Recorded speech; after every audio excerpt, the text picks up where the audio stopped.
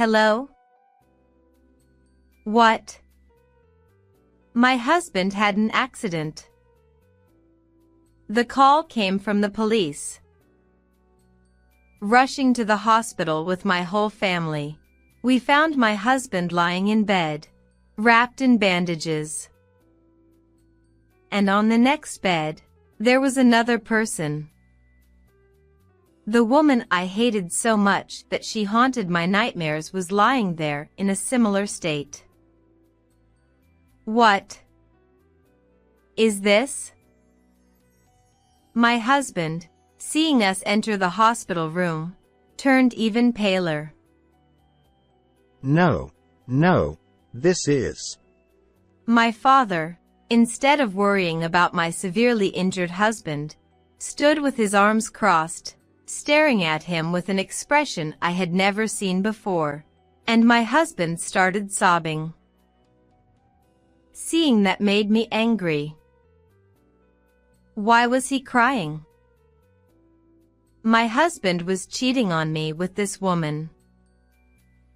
I could never forgive that. She was too despicable. And then things took an unexpected turn. My name is Nancy. It's been 10 years since I got married, but my husband Jason and I still get along well, and we're known as a lovey-dovey couple among our friends. I met Jason through an arranged meeting held by my father. There's a good young man at the company who would be perfect for you, Nancy. Would you like to meet him once? My father runs a company, and there seems to be a promising male employee there. It's rare for my father to make such a request. To help my father out, I agreed to the arranged meeting with a light heart. Oh well. You can't refuse a meeting with the president's daughter, can you? How pitiful. That's what I thought as I headed to the restaurant where the arranged meeting was to take place. I never expected it, but I fell in love at first sight with the man sitting in front of me. He was an elite graduate from a national university, the rising star of the company, and handsome to boot. On top of that, he was friendly and easy to talk to. The more we talked, the more I was drawn to Jason's personality. However, knowing that he couldn't refuse if I, as the president's daughter, said I wanted to meet again, I tried to suppress my feelings and end the arranged meeting. But to my surprise, Jason said, I want to meet you again. At that moment, I felt overjoyed beyond words. And so, before I knew it, we got married and were blessed with 3 children. Our children are obedient and kind, and I feel blessed every day. However, recently, I feel like there has been a decrease in conversation between my husband and me, perhaps due to going through a rough patch. While we engage in conversations with the children present, conversations between just the 2 of us have drastically decreased. Even when I try to talk to him, he absent-mindedly responds while playing with his smartphone. It's starting to make me feel sad. It's our 10th year of marriage, and our children range from upper elementary to lower grades. But I'm still 32 years old, in the prime of my life. Is it strange for me to want to be a woman in front of my husband, even though I'm a mother in front of my children? I don't necessarily need the lovey-dovey affection, but I want to feel like lovers, even if it's not to that extent. Ah. Is Jason going to be late again today? It was 11 p.m., with the children already asleep. In the living room, with the TV on, I waited for Jason. Today, I had to wait for Jason no matter what, even if it meant just holding hands for some energy replenishment. Lately, my dreams have been terrible. My dreams feature my detested sister, Amy. Every time, she appears and takes away something precious to me. It's not so much a dream as it is a replay of past events, but why do I have to relive those unpleasant feelings from that time again? My 2 years older sister was beautiful, but had a famously awful personality. For some reason, she was particularly harsh towards me, and it became pronounced starting from the upper grades of elementary school. It began with typical bullying and harassment at school, but as we grew older, it became more insidious. Destruction and plundering of what I cherished. It wasn't just about material things, it extended to human relationships. That's why I was isolated throughout my school years. While my parents always protected me, living under the same roof had its limits. So my parents suggested early marriage for me. Since I got married and left home, the frequency and scale of harassment from my sister have decreased, but it's the worst to be harassed even in my dreams. My sister, who ran away from home during her student days and married, swiftly divorced and is now back at our parents' house. That's why I can't go back to my parents' home. I need to cling to Jason, to have him listen to me and calm my heart. Whenever I suffered from my sister's actions, I would talk to Jason, have him hold me, and soothe my soul. Mom and Dad really get along well, huh? They're lovey-dovey. Lovey-dovey. Even when there's nothing going on, our kids would look at us with a bewildered gaze as we stick together.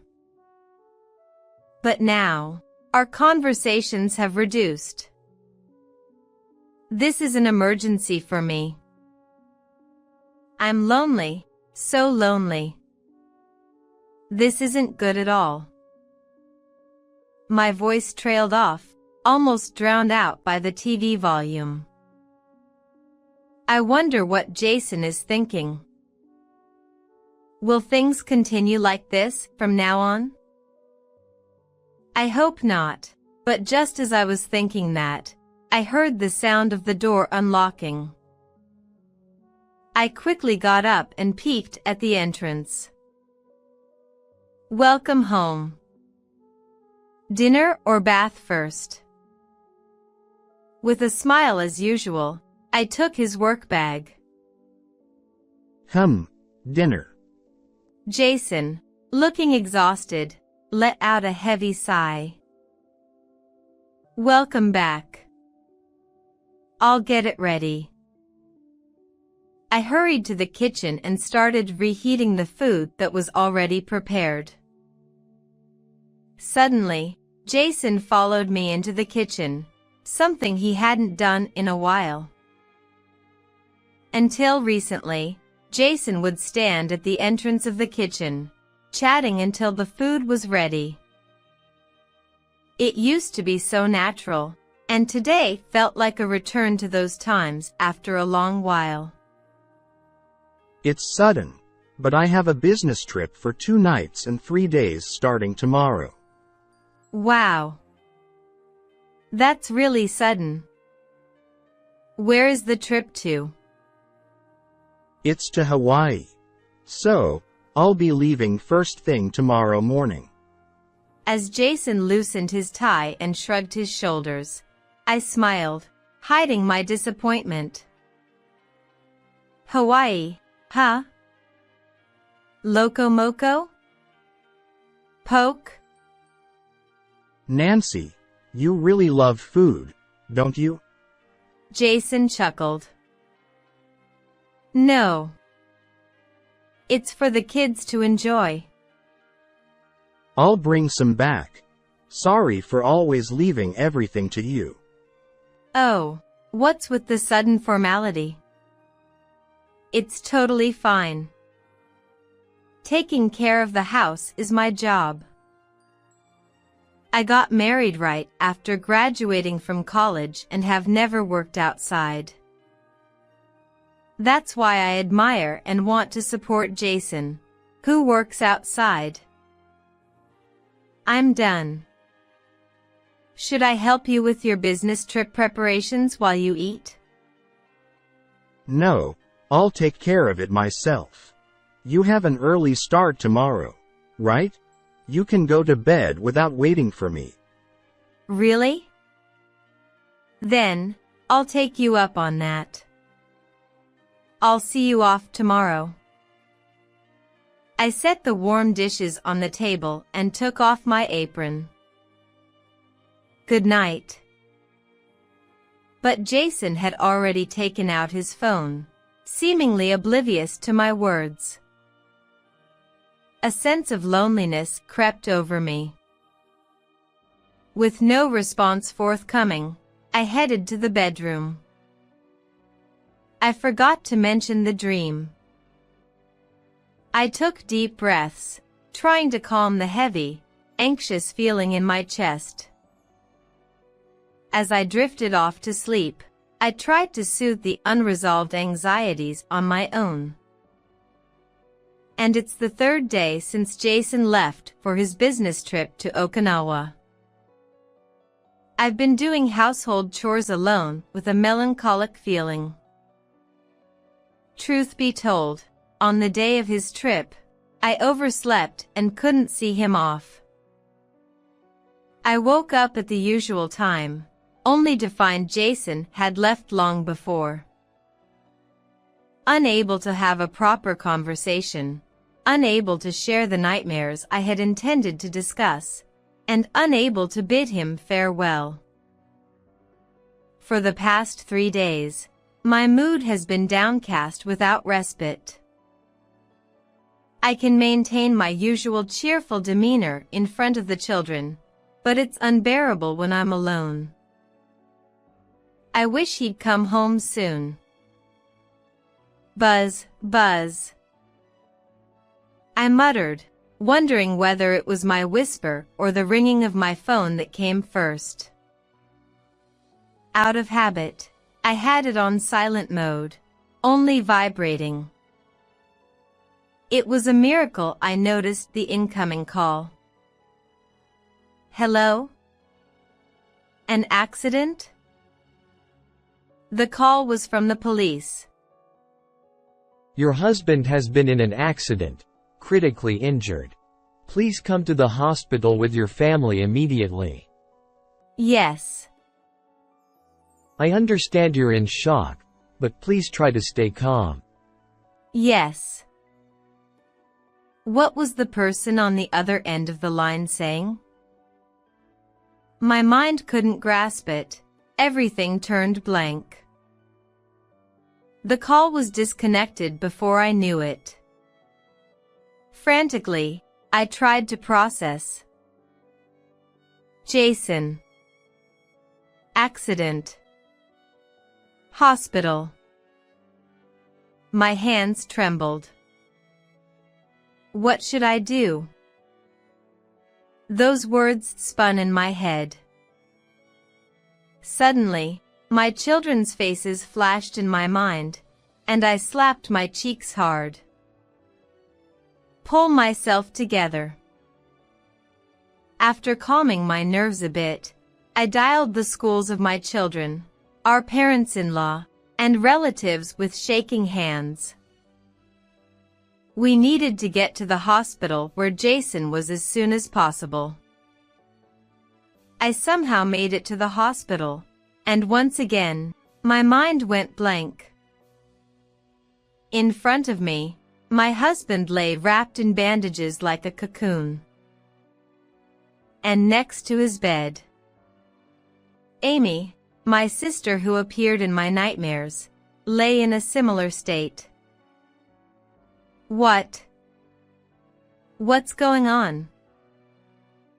Jason, seeing us enter the hospital room, turned even paler than he already was. Mom, Dad, and even my father-in-law. My father, far from showing concern for Jason's serious injuries, stood with his arms crossed, glaring at him with a terrifying expression I'd never seen before. It wasn't just because my sister was next to him. He had been briefed by the police about the situation, and he'd been wearing that same expression ever since he returned. Our youngest child exclaimed, "Dad's all wrapped up like a mummy." As if to break the tense atmosphere circulating among the adults with their cheerful voice. However, the older two were not children oblivious to the situation. The eldest son even directed a contemptuous gaze toward his own father. And somehow, beside the father, there was a man named Tom, presumably a subordinate, who seemed quite awkward as he glanced at Jason. Tom, sorry to bother you, but could you take the children outside for a bit? Yes, sir. Why is Tom here? Jason's face contorts as he struggles to escape, but according to the doctor, although his life is not in danger, recovery will take more than 3 months. He can't move. Tom has been our driver up to this point. I heard a lot about you on the way here. It seems you've been on a family trip these past few days. Ah, well. Jason, who had been timid until then, glares sharply at Tom. Tom waved his hand lightly and left the room with my children. Yet, I still can't grasp the situation. My father seems to sense my feelings and lets out a deep sigh. Nancy, while you were talking to the doctor, I heard from the police. Fiercely. Do you know that Jason has been on vacation for the past few days, claiming it's a family trip? A family trip? That's impossible. Of course, it is. It's strange that you're not with him on a family trip. In recent years, not only has the conversation between husband and me decreased, but there have been no family outings either. As our children have grown older, they have started to do separate activities on holidays. Then, Jason starts to make excuses in a panicked manner. No. It's not a family trip. I went there to check in advance for a family trip. It's important for me to lead the family in unfamiliar places, and it was essential. Jason's eyes were clearly swimming as he stumbled over his words. But was the checking really needed to precede a trip? I felt my heart growing colder. Wait, Jason, why? Why are you here? Wasn't it a business trip to Hawaii? Huh. A business trip? What do you mean? I don't recall ordering anything like that. A chilling voice and gaze pierced through Jason. It's been a while since I've heard my father's angry voice. Although the hospital room is large, apart from Jason, my sister, and me, there are no other patients, so it's like a private room for our family. This man lied to Nancy about a business trip. And it seems he enjoyed Disneyland with Amy. I can tell my father is struggling to contain his anger as he speaks. With my sister. What does that mean? Surely, whatever follows won't be good news for me. Are the nightmares I've been having lately premonitions? Is that what's been happening? According to the police, they collided head-on with a large truck while traveling in a rental car. The day before the accident, they stayed in the same room at the same inn. It seems they found out through inquiries with the employees of the inn to verify their identities. Jason and my sister stayed in the same room. Anger begins to bubble up inside me. I don't care about the accident or the serious injuries. How dare you lie about a business trip? No, it's not like that. What's not like that? Explain yourself. Jason looks surprised by the anger in my voice. Did you think it was okay to cheat because I like you? Or what? Did you marry me just because I'm the president's daughter? No. I really love you, Nancy. You think you can say that in this situation? It's absurd. I feel like I might burst into tears out of anger. Glancing briefly at my sister, her injuries seem lighter compared to Jason's. Though both are bandaged, she looks somewhat healthier. However, her expression seems to mock me. Why? Why did it have to be my sister of all people? You've known. You've known what I've been through because of her. A gleeful voice chimes in beside Jason, who looks embarrassed. Haha. That's obvious, isn't it? I'm prettier than you and have a better figure. Compared to you, who's only deteriorating after marriage, any sane man would choose me when they see us side by side. I don't think that way. Nancy has always been beautiful. Don't be ridiculous. It's too late for that now. The fact that you chose me won't disappear. Choosing you was a moment of weakness. I truly love Nancy from the bottom of my heart. Yesterday, or even just a few hours ago, hearing I love you would have made me happy, but now it sends a chill down my spine. Although he looks at me with pleading eyes, the supposed loving husband, all I feel is disgust. Enough of this charade. Nancy, the police gave me this. Father quietly hands me a smartphone. It's Jason's familiar phone. I take it and turn the screen towards Jason. Give it back. Jason's expression grows even more panicked. Ignoring him, I unlock the phone with facial recognition and open the messaging app, leaving Jason, who struggles to move his still body, in the background. And then... despicable. What love is he talking about? In the messaging app, a list of girls' names was lined up. Moreover, all the messages contained exchanges that can be evidence of affairs. Heart emojis, photos that seem to be taken afterwards, discussions about the next date. As a test, I sent a message to the girl at the top. What are you doing? Instantly, it showed as read, and a reply came back. Jason, I can't wait to see you. Let's love each other a lot on our next date. With plenty of heart emojis at the end of her message. It makes me sick. Are all the girls here from Dad's company? No, it's not like that.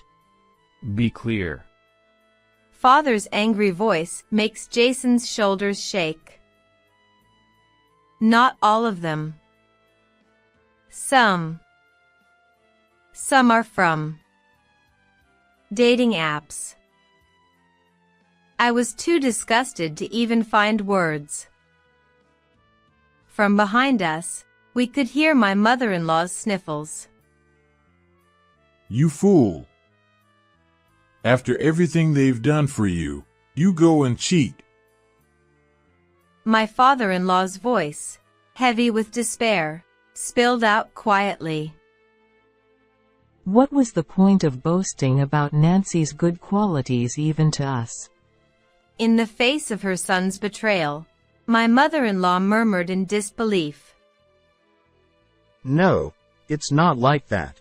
I really love Nancy. It was just a moment of weakness. You've been saying that, but nothing excuses what you've done. You've betrayed the one you truly love. You're a traitor. I can't understand the thinking of someone who would cheat while having a wife. To cheat and still claim to love your wife? No one here can understand that. You fool of a son. The word traitor hit home. What a mood killer. It was just a game, but I'm tired. I'm done with it and don't need it anymore, so I'll give it back to you. My sister's words slightly brightened Jason's expression. Yeah. I won't meet them again. I'll cut ties with all those girls. So what? My voice came out colder than I thought. Are you considering starting over? That's impossible. I told you about all my past traumas, my painful feelings. And yet, you still. With my sister. Disgusting, disgusting, disgusting. Just thinking about your hands touching me makes me sick. What? How rude can you be, little sister? Can't you stop calling people trash? Trash. You're nothing but twisted and trashy in personality. You're garbage. What? You should apologize? Amy. It was my father who interrupted my sister's voice. I've tolerated your twisted personality because I felt responsible for raising you this way. But I've reached my limit. I'm cutting ties with you from today onwards. Why? Don't be ridiculous. I'm injured. You can't just do that. For the first time, my sister's expression shows panic. But my father was quietly staring straight at her. Perhaps this is karma from the heavens. How much do you think you've troubled Nancy all this while? What's not to like?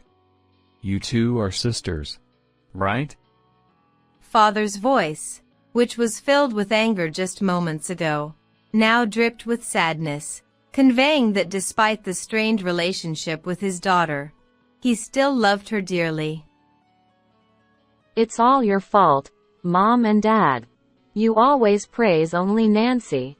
I'm always the one who's not good enough. I see. We thought we raised you both equally. When a child achieves something, like getting full marks in a test or winning awards in sports, it's a parent's duty to praise them. Nancy just happened to receive more of it. It seems my sister had been jealous of me all along. Misunderstanding that I received more love from our parents, she let it fester until now. But Amy, didn't we also celebrate when you were scouted for modeling or when you got into high school? Have you forgotten? I remember it well. Both my sister's celebrations and mine. My mother made our favorite dishes, and the four of us sat around the table. Even though there was little conversation between us, Both my father and mother equally engaged with us and praised us. In the end, you've just been projecting your own insecurities onto Nancy. And you've crossed a line that shouldn't have been crossed. I don't care about that. Don't talk about cutting ties. I have nowhere to go. My sister seemed to only hear about herself in my father's mournful voice. From now on, we'll hire a lawyer. We'll demand compensation from both Jason and Amy once you're discharged. So be prepared. Suing your own daughter. You're heartless. Tears flowed from my sister's eyes. However, knowing that those tears were for herself, no emotion welled up within me. Compensation. We're not getting a divorce, right? I'll change. I'll never cheat again. And I'll prioritize my work and family. It's obvious we're getting a divorce. If it weren't my sister, I might have considered it. If there were only one person involved, there might have been room for leniency. But what I had been holding back streamed down my cheeks. Just looking at your face makes me sick. I can't forgive you.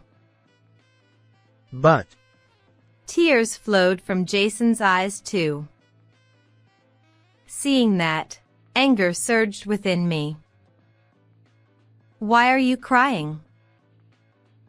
But the anger didn't find its way into my voice.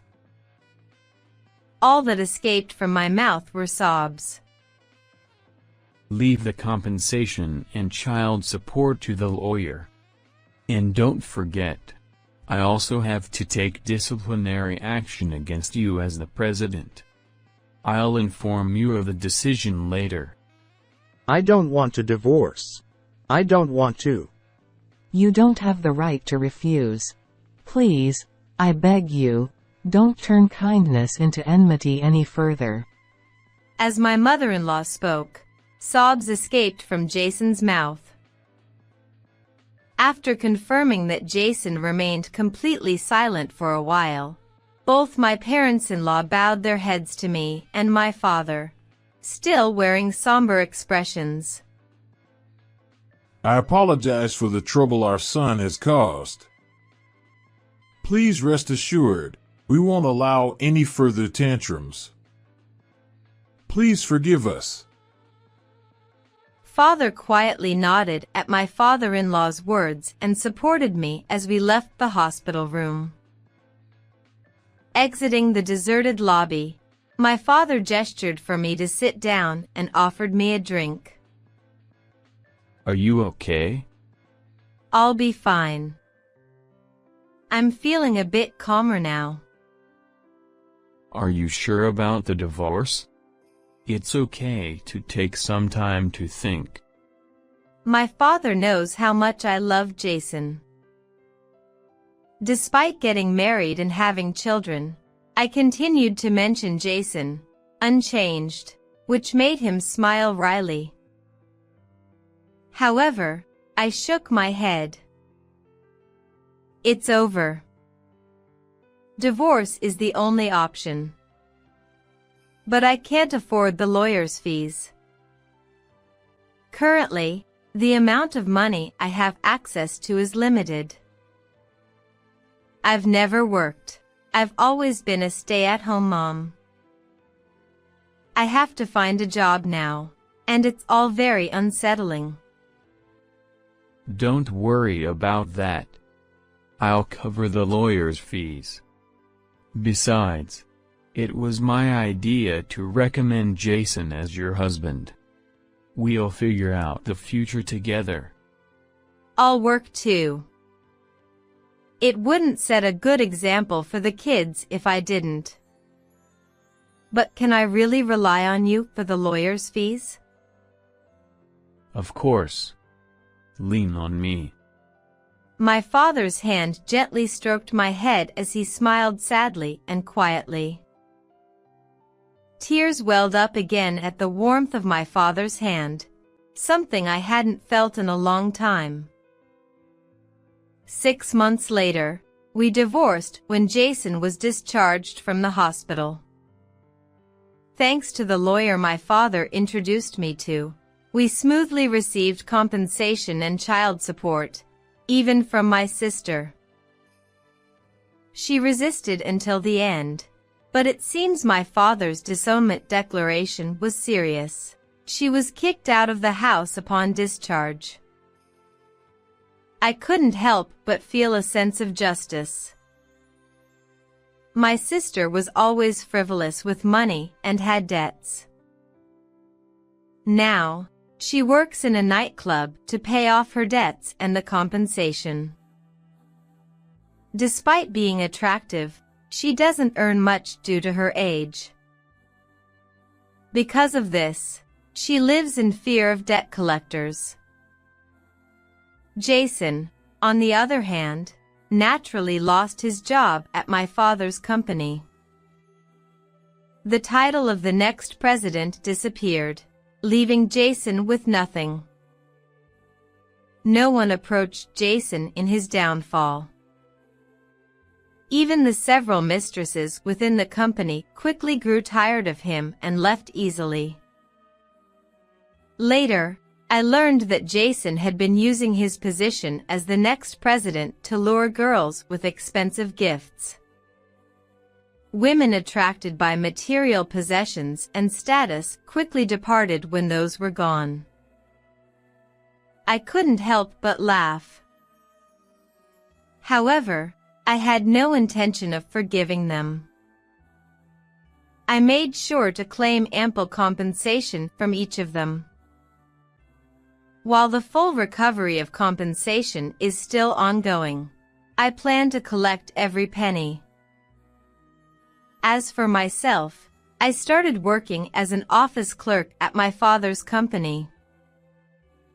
I had been a full-time housewife for a long time.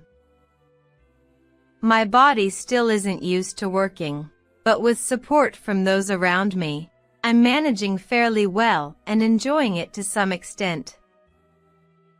My private life is also supported by my children.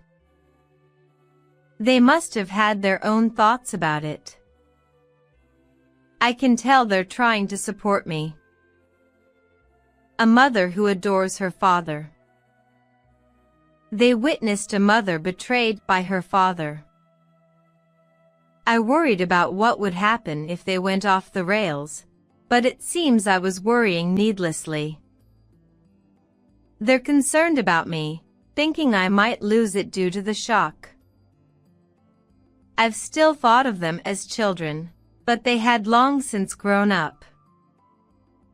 Moreover, it's ironic that the children found their future goals through this incident. Each of the three is diligently studying to become a doctor, lawyer, or company owner. With these three, I don't have to worry about anything that might happen.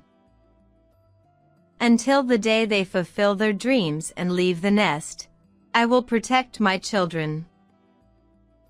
All right. Let's give it our all today. I psych myself up for another day.